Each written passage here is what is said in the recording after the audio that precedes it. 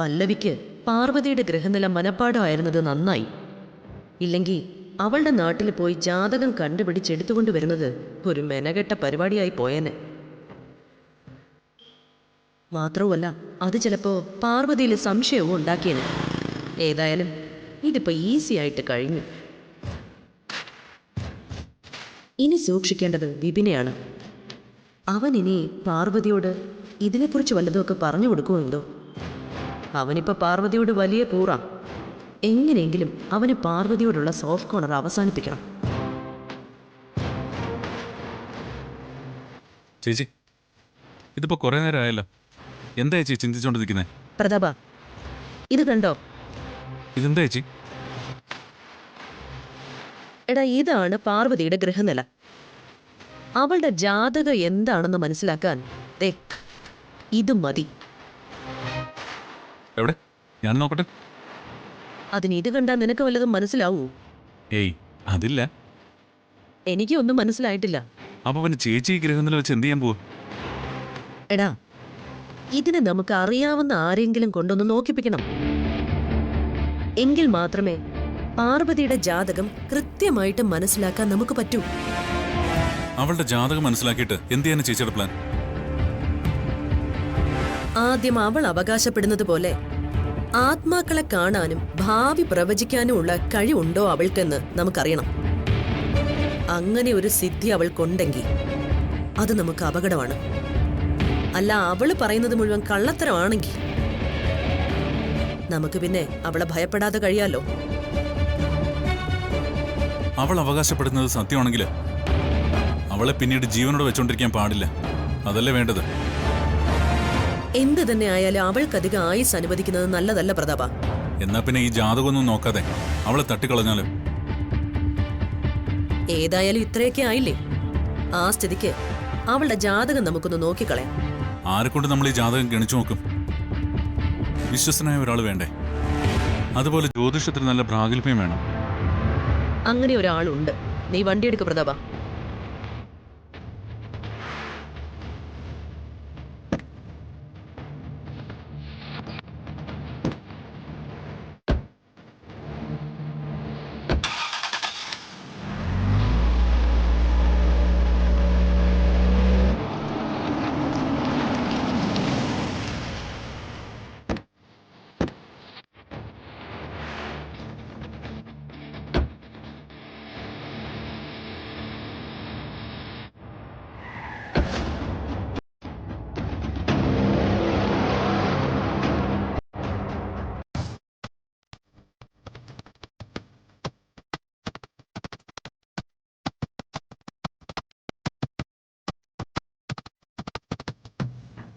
നമസ്കാരം സ്വാമി. നമസ്കാരം. ഇരിക്കൂ. ആളുടെ ഗൃഹനില കൊണ്ടുവന്നിട്ടുണ്ടോ? ഉണ്ട്. ആ, തരൂ.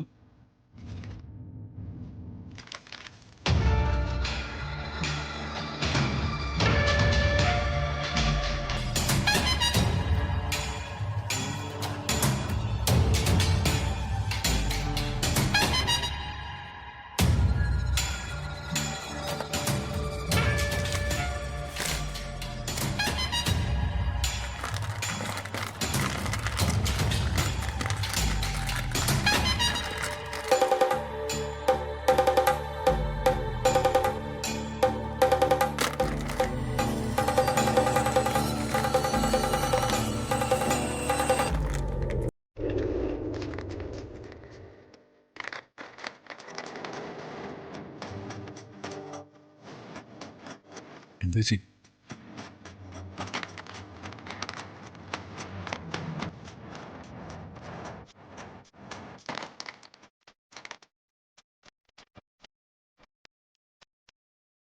ഈ പെൺകുട്ടിയുടെ ജാതകം അപൂർവങ്ങളിൽ അപൂർവമായ ജാതകമാണ്. സൗഭാഗ്യവതിയാണ് ഈ കുട്ടി. അന്നവസ്ത്രലാഭവും സമ്പത്തും ദാമ്പത്യ സുഖവും ഒത്തുചേർന്ന് ഐശ്വര്യപ്രദമായ ഒരു ജീവിതമായിരിക്കും ഈ കുട്ടിയുടേത്. ഇനി ഈ പെൺകുട്ടിയെക്കുറിച്ച് കൂടുതലായി നിങ്ങൾക്ക് എന്താ അറിയേണ്ടത്? സ്വാമി, അത് പറഞ്ഞോളൂ. സ്വാമി, ഇവൾ എൻ്റെ ഭർത്താവിൻ്റെ ആദ്യ ഭാര്യയിലെ മകന്റെ ഭാര്യയാണ്. ഉം. ഇവൾക്ക് മരിച്ചുപോയവരുടെ ആത്മാക്കളുമായി സംസാരിക്കാൻ സാധിക്കുമെന്നാ പറയുന്നത്. ഇവളുടെ അമ്മായിയമ്മയുമായിട്ട്, അതായത് എന്റെ ഭർത്താവിന്റെ മരിച്ചുപോയ ഭാര്യയുമായി അവള് ഇടയ്ക്കിടെ കാണാറും സംസാരിക്കാറും ഉണ്ടത്രേ. മാത്രവുമല്ല, ഭാവിയിൽ എന്ത് സംഭവിക്കുമെന്ന് മുൻകൂട്ടി പ്രവചിക്കാനുള്ള സിദ്ധി ഇവൾക്കുണ്ടെന്നാണ് ഞങ്ങളുടെ സംശയം. അങ്ങനെ ഒരു സിദ്ധി അവൾക്കുണ്ടെങ്കിൽ അത് ഞങ്ങൾക്ക് ദോഷമായേ വരും. ഞങ്ങളുടെ ലക്ഷ്യങ്ങൾക്ക് തടസ്സവും ആവും.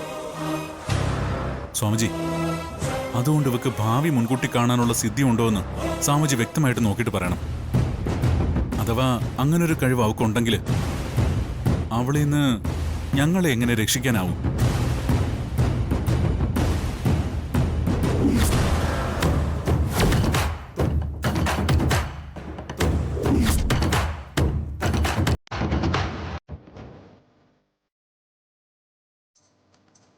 പ്രഭാവതി, സ്വാമിജി, ഇനിയും ഈ പെൺകുട്ടിയെക്കുറിച്ച് കൂടുതൽ എന്തെങ്കിലും അറിയണമെന്ന് വെച്ചാ ഈ പെൺകുട്ടി കുറഞ്ഞത് 15 മിനിറ്റെങ്കിലും എന്റെ മുന്നിൽ എന്റെ ആകർഷണ വലയത്തിലിരിക്കണം. എങ്കിൽ മാത്രമേ എനിക്ക് ആ പെൺകുട്ടിയെക്കുറിച്ച് എന്തെങ്കിലും പറയാൻ സാധിക്കൂ. അതിനെന്താണ് മാർഗം? എങ്ങനെ അവളെ എനിക്ക് നേരിട്ട് കാണാനാവും? അവളെ ഇങ്ങോട്ട് കൂട്ടിക്കൊണ്ടുവരണമെന്ന് വെച്ചാ അതത്ര സാധ്യമായെന്ന് വരില്ല സ്വാമിജി. പിന്നെന്ത് ചെയ്യും? ചേച്ചി, ഞാനൊന്ന് പറയട്ടെ? എന്താടാ? ഒരു മിനിറ്റ്.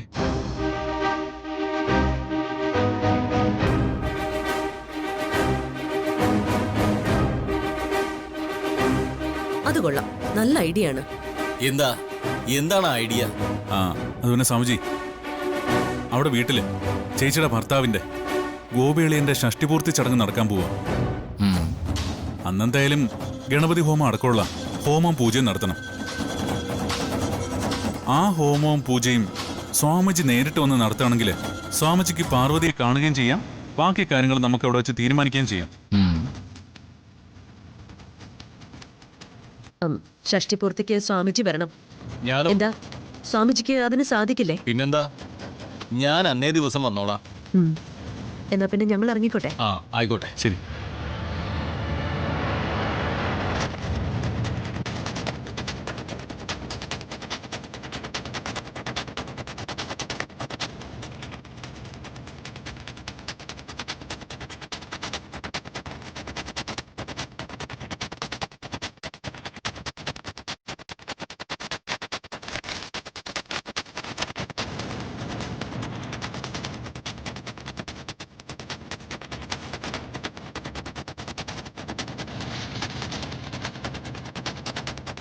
അത്യപൂർവമായ ജാതകമായത്.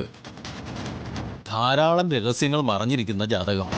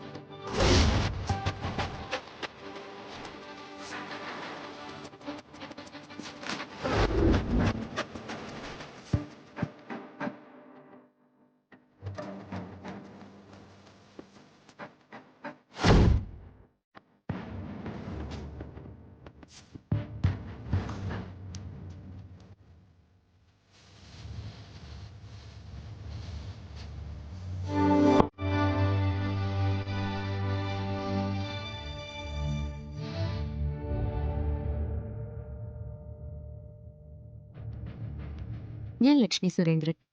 ഇന്നു മുതൽ ഞാനാണ് നിങ്ങളുടെ മുമ്പിൽ പാർവതിയെ എത്തുന്നത്. പാർവതിക്ക് നിങ്ങൾ കൊടുത്ത സ്നേഹവും സപ്പോർട്ടും തുടർന്നും നൽകണം. ഈ സീരിയൽ മുടങ്ങാതെ കാണണം. എന്ന് നിങ്ങളുടെ സ്വന്തം പാർവതി. അമ്മേ, ഈ സാരി എനിക്ക് വിശാൽ സാറ് തന്നതാ. അച്ഛൻ്റെ ഷഷ്ടിപൂർത്തി ചടങ്ങിൽ ഉടുക്കാൻ വേണ്ടിയാ. സാർ ഇതെനിക്ക് തന്നത്. പക്ഷേ ഈ സാരി കണ്ടപ്പോഴേ ഇത് അമ്മ ഉടുക്കുന്നതാണ് കൂടുതൽ ഭംഗിയെന്ന് എനിക്ക് തോന്നി. നോക്കി, ഈ സാരി അമ്മയ്ക്ക് നന്നായിട്ട് ചേരും. അച്ഛൻ്റെ ഷഷ്ടിപൂർത്തി ചടങ്ങിന് അമ്മ ഈ സാരി ഉടുത്ത് വേണം വരാൻ. അമ്മ ഇതുടുത്ത് വരണം.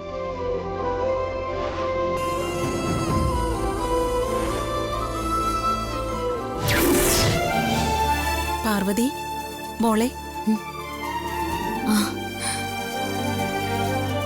ദേവമ്മേ, ദേവമ്മ ഇവിടെ വന്നെങ്കിലെന്ന് ഞാൻ ഇപ്പൊ ആഗ്രഹിച്ചതേ ഉള്ളൂ. നീ പറഞ്ഞതൊക്കെ ഞാൻ കേട്ടു. അമ്മ അത് കേട്ടോ? ഞാൻ എല്ലാം കേട്ടു. എന്താ ഞാൻ പറഞ്ഞത് ശരിയല്ലേ അമ്മേ? ഈ സാരി അമ്മയ്ക്ക് നന്നായിട്ട് ചേരില്ലേ?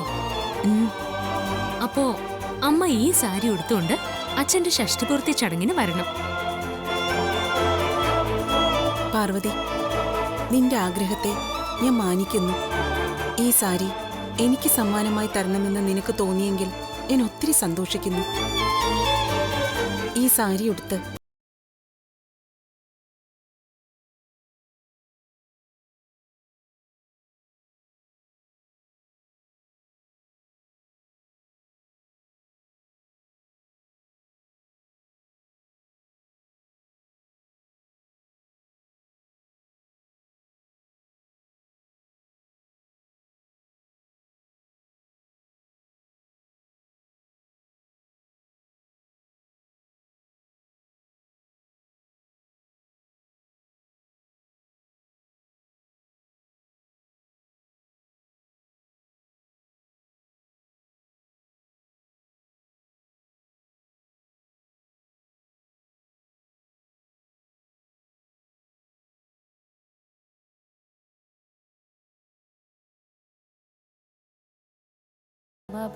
നീ ഞാൻ പറഞ്ഞതുപോലെ സങ്കല്പിച്ചാൽ മതി. ആ ശരിയമ്മേ, എന്റെ ആഗ്രഹം അങ്ങനെയെങ്കിലും ഒന്ന് സാധിക്കുമല്ലോ. എനിക്കത് മതി. ഇപ്പൊ നിനക്ക് വിഷമം മാറിയില്ലേ? എന്നാ ഞാൻ പൊയ്ക്കോട്ടെ? ഇല്ല ദേവമ്മേ, ദേവമ്മ പോവാൻ വരട്ടെ. എന്താ മോളെ? അമ്മേ, ഇവിടിപ്പോ എനിക്ക് പ്രത്യേകിച്ച് പ്രയാസങ്ങളൊന്നും തന്നെയില്ല. എന്റെ സന്തോഷത്തിന് വേണ്ടി എന്തും ചെയ്യാൻ വിശാൽ സാറ് തയ്യാറുമാണ്. ഞാൻ എപ്പോഴും സന്തോഷത്തോടെ ഇരിക്കണമെന്നാ വിശാൽ സാറിന്റെ ആഗ്രഹവും. പക്ഷേ എന്റെ മനസ്സിൽ യാതൊരു സ്വസ്ഥതയില്ല. സാറിന്റെ മുമ്പിൽ ഞാൻ സന്തോഷം അഭിനയിക്കുന്നുണ്ടെങ്കിലും എന്റെ ഉള്ളിൽ അത് തീരെയില്ല അമ്മേ. ഇവിടെ എന്തോ ഒരു ആപത്ത് വരാൻ പോകുന്ന എന്റെ മനസ്സിനകത്ത് പറഞ്ഞുകൊണ്ടേയിരിക്കുക. ആർക്ക് എന്ത് ആപത്ത് വരുമെന്നൊന്നും എനിക്കറിയില്ല. പക്ഷെ അത് സംഭവിക്കും. ആ ചിന്ത മനസ്സിൽ നിന്ന് മായുന്നേ ഇല്ല. എന്താണ് ആപത്ത്? എങ്ങനെയാ അത് അനുഭവിക്കാൻ പോകുന്നവരെ അതിൽ നിന്ന് രക്ഷിക്കുക? എത്ര ചിന്തിച്ചിട്ടും ഇതൊന്നും മനസ്സിൽ തെളിയുന്നില്ല. ദൈവമ്മയ്ക്ക് ഇതേപ്പറ്റി എന്തെങ്കിലും അറിയാമോ? മോളെ, നിന്റെ തോന്നലുകൾക്ക് അർത്ഥമുണ്ട്. ഷഷ്ടിപൂർത്തി ദിവസം അത്ര മംഗളകരമായ ദിവസമല്ല.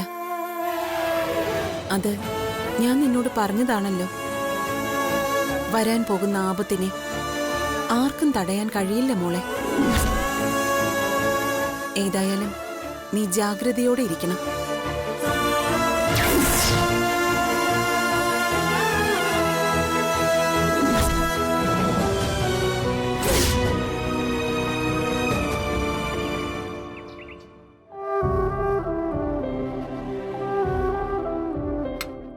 ഗോപിയുടെ ഷഷ്ടിപൂർത്തി വളരെ ഗംഭീരമായിട്ട് തന്നെ ആഘോഷിക്കണം. പക്ഷേ എന്തൊക്കെ ആഘോഷങ്ങൾ നടത്തിയാലും അവന്റെ അവസ്ഥ ഓർക്കുമ്പോൾ സങ്കടം സഹിക്കാൻ പറ്റുന്നില്ല. അവന്റെ അമ്മയെ ഞാനിവിടെ ആരോഗ്യത്തോടെ ഓടി നടക്കുമ്പോൾ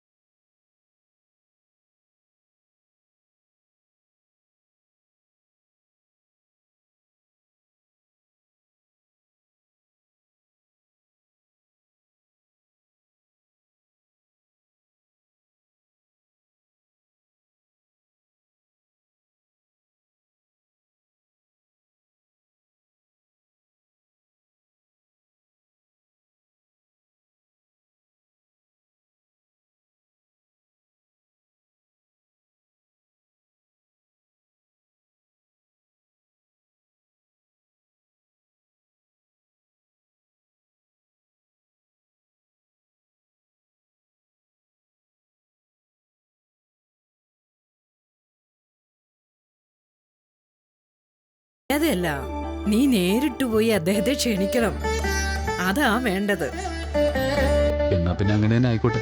ഉം, ഞാൻ നേരിട്ട് ഇല്ലത്തി എന്ന് തിരുമേനി ക്ഷണിച്ചോളാം. ഉം. അത് വേണ്ട.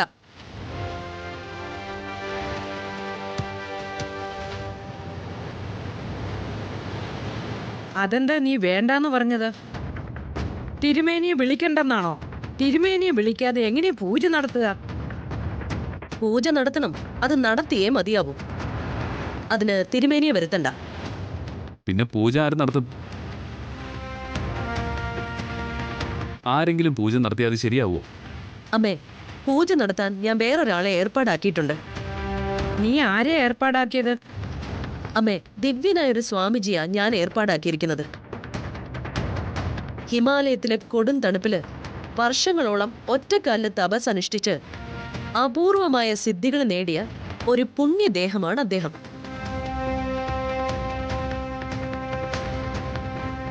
അദ്ദേഹം ഇവിടെ വന്ന് പൂജ നടത്തിയാൽ അത് മറ്റാര് പൂജ നടത്തുന്നതിനേക്കാളും ഐശ്വര്യപ്രദമായിരിക്കും. ആരാണ് ആ സ്വാമിജികൾ? കലിയുഗ പരമാത്മ ചൈതന്യം. അദ്ദേഹം ഷഷ്ടിപൂർത്തിക്ക് പൂജ ചെയ്യുമ്പോൾ നമുക്ക് അദ്ദേഹത്തെ വിശദമായിട്ട് പരിചയപ്പെടാം.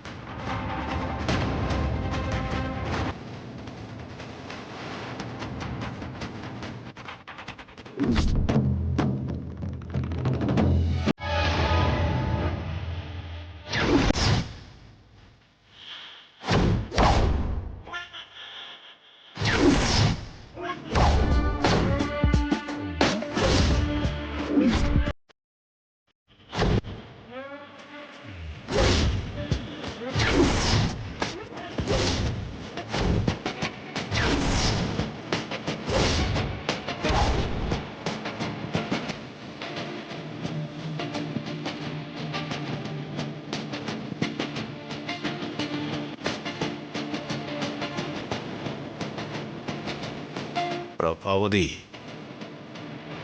ഒരിക്കൽ നീ എൻ്റെ കയ്യിൽ നിന്നും രക്ഷപ്പെട്ടു. പക്ഷേ ഇത്തവണ നീ രക്ഷപ്പെടില്ല. നിന്നെ ഈ ടൈം ബോംബ് വെച്ച് ഞാൻ കൊല്ലും. നീ ഇന്നിവിടെ ചാരമായി മാറും.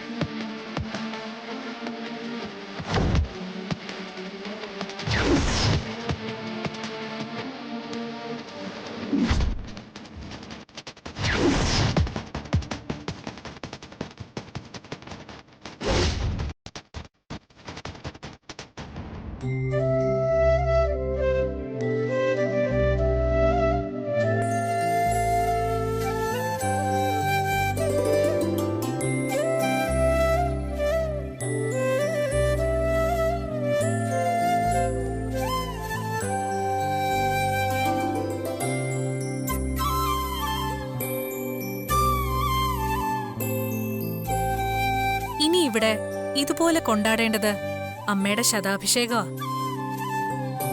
ഗോപി ഈ അവസ്ഥയിൽ കിടക്കുമ്പോഴാണോ എന്റെ ശതാഭിഷേകം? അതിന് അച്ഛൻ എന്നും ഈ സ്ഥിതിയിൽ തന്നെ കിടക്കില്ലല്ലോ. ഏറിയാൽ ഒരു 3 മാസം. അതിനുള്ളിൽ അച്ഛൻ റിക്കവർ ആവുമെന്ന് തന്നെയാ എനിക്ക് തോന്നുന്നത്. എനിക്കും ആ പ്രതീക്ഷയുണ്ട്. എന്തു തന്നെ ആയാലും അമ്മയുടെ ശതാഭിഷേകം നടത്തണം. അത് വെറൊരു ചടങ്ങ് മാത്രമല്ലല്ലോ, ആചാരം കൂടിയല്ലേ. അതുകൊണ്ട് വിധിപ്രകാരം അത് നടത്തുക തന്നെ വേണം.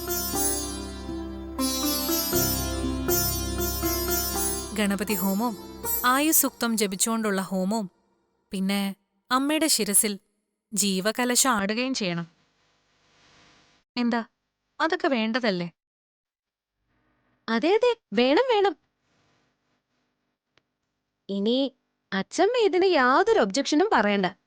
ശരി, ഏതായാലും എന്റെ ശതാഭിഷേകത്തിന് ഇനിയും ദിവസങ്ങളുണ്ടല്ലോ. അന്നേരം തീരുമാനിക്കാം. ഞാൻ പോയി ഗോപിയെ ഒന്ന് റെഡിയാക്കിക്കൊണ്ട് വരട്ടെ. അത് വേണ്ട. അച്ഛമ്മയും ചെറിയമ്മയും കൂടെ ഈ ഡെക്കറേഷൻസ് ഒന്ന് കംപ്ലീറ്റ് ചെയ്യും. ഞാനും പാർവതിയും കൂടെ അച്ഛനെ റെഡിയാക്കി കൊണ്ടുവരാം. ഓക്കെ?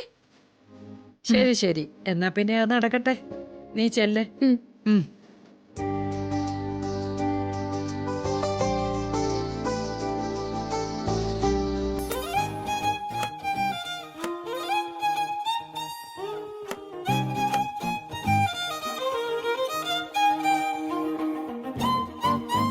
പാർവതി,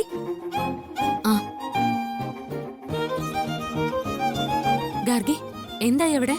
അലങ്കാരങ്ങളൊക്കെ കഴിഞ്ഞോ? അവിടെ എല്ലാം സെറ്റാ. എന്തായി? പച്ചക്കറികളൊക്കെ അരിഞ്ഞു കഴിഞ്ഞോ? ദേ ഇപ്പൊ കഴിയും. ഇത് കഴിഞ്ഞാലേ നീ ഒന്ന് എന്റെ കൂടെ വാ. നമുക്ക് രണ്ടുപേർക്കും കൂടെ ചേർന്ന് അച്ഛനെ ഒന്ന് ഒരുക്കിയെടുക്കാം.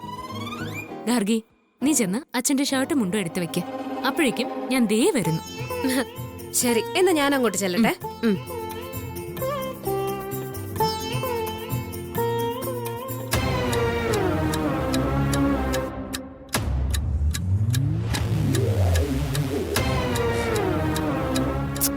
സ്വാമിജിയെ കാണുന്നില്ലല്ലോ പ്രതാപ.